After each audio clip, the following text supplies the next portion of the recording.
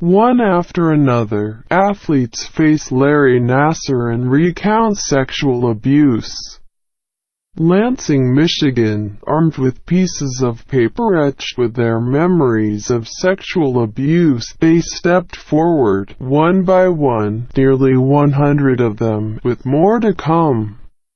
For 4 full days this week, in a fluorescent-lighted courtroom here, women and girls, some of them the best gymnasts in the country, others with dreams prematurely crushed, they said, by a man who now sat in handcuffs 10 feet away, leaned into a microphone to address them, sometimes through sobs, sometimes with screams, but always with determination.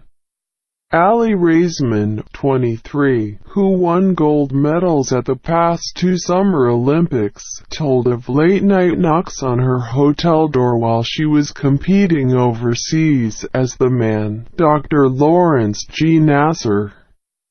Then the team doctor arrived to abuse her.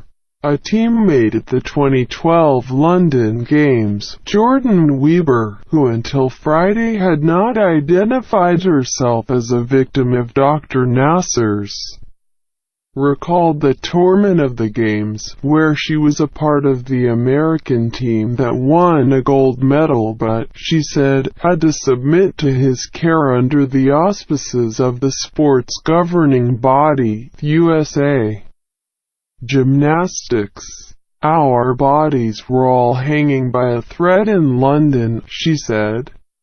Who was the doctor that USAG sent? The doctor who was our abuser.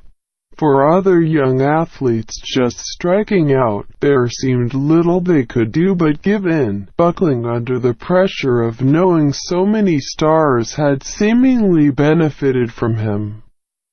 And so a young gymnast named Chelsea Zerfus, now 15, spoke of anguish probing, under the guise of treatment, face down on an exam room table when she was 13.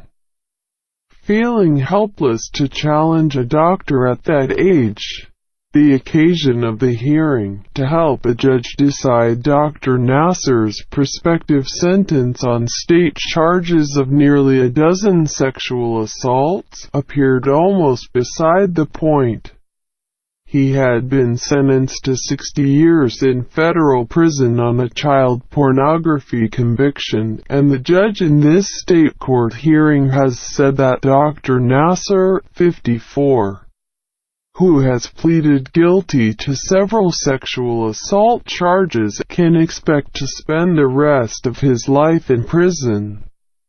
But before then, she allowed so-called victim impact statements from the 140 girls and women whom prosecutors accused Dr. Nassar of abusing, leading to days of wrenching testimony here that but has evolved into not only a nationally televised reckoning of his crimes but an indictment of a sport that his victims say did little to protect them. Ms.